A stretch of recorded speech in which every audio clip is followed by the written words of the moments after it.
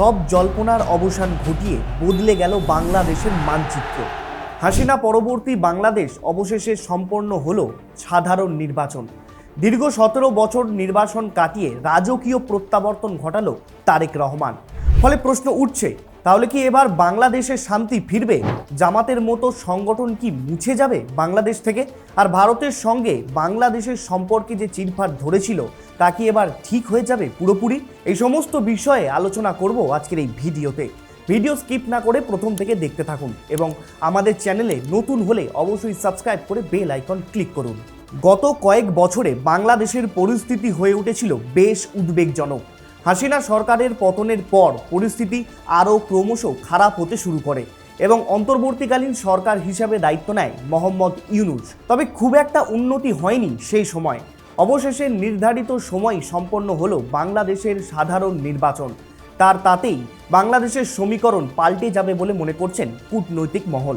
প্রায় 1.5 বছর পর বাংলাদেশে আবার স্থায়ী প্রধানমন্ত্রী গঠন হতে চলেছে। কিন্তু এই টালমাটাল পরিস্থিতির মাঝে সাধারণ মানুষ কাকে বেছে নিল তার উত্তর লুকিয়ে আছে নির্বাচনের চূড়ান্ত ফলাফলেই। বাংলাদেশের জাতীয় সংসদে মোট 350টি আসন আছে। এর মধ্যে 300টি আসনে সরাসরি ভোট হয়, যার মধ্যে সরকার গঠন করতে গেলে দরকার কমপক্ষে 151টি আসন। আর এবারের নির্বাচনে আমরা দেখলাম সেই অর্ধেকেরও বেশি আসন গেল বিএনপির দিকেই। বহুদিন পর বাংলাদেশের বিএনপির দল প্রায় 200টির বেশি আসনে জিতে ক্ষমতায় কামব্যাক করেছে। আর এই জয়ের পেছনের মেইন কারিগর হচ্ছে এই তারেক রহমান। প্রায় 17 বছর তিনি দেশের বাইরে লন্ডনে ছিলেন, কিন্তু ঠিক নির্বাচনের আগে তিনি দেশে ফিরে দেশের যে দল সেই দলের হাল ধরলেন। আর তারপরেই পাল্টে গেল গোটা সমীকরণ।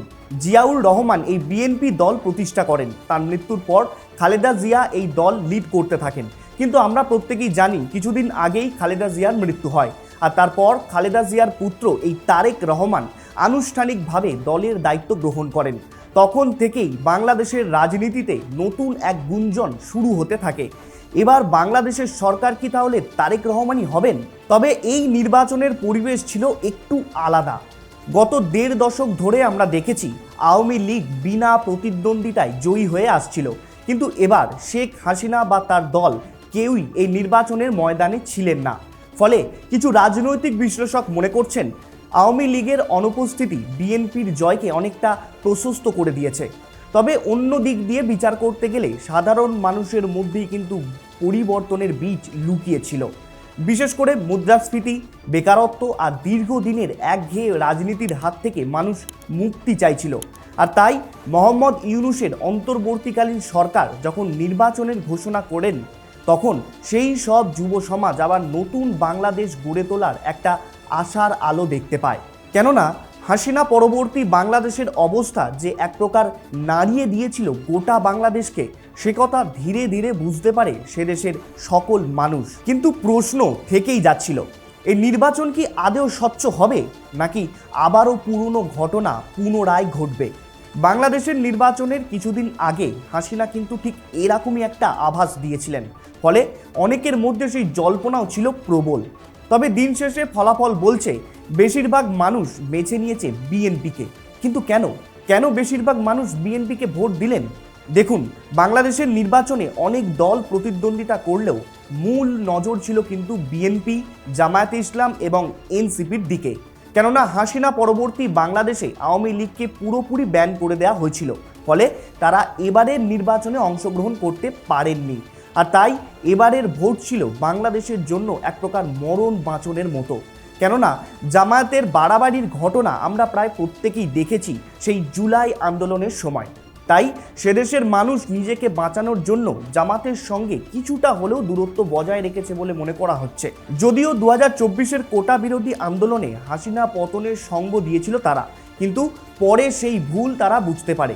অন্যদিকে ওই ছাত্র আন্দোলনের নেতা নাহিদ ইসলামও কিন্তু ধোপে টেকেনি, কেননা তারাও ওই জামায়াতের সঙ্গে হাত মিলিয়েছিল। আর তার পরে রইল শুধুমাত্র বিএনপি। তাই বাংলাদেশের মানুষের শেষ ভরসা রেখেছিল সেই বিএনপির ওপরই।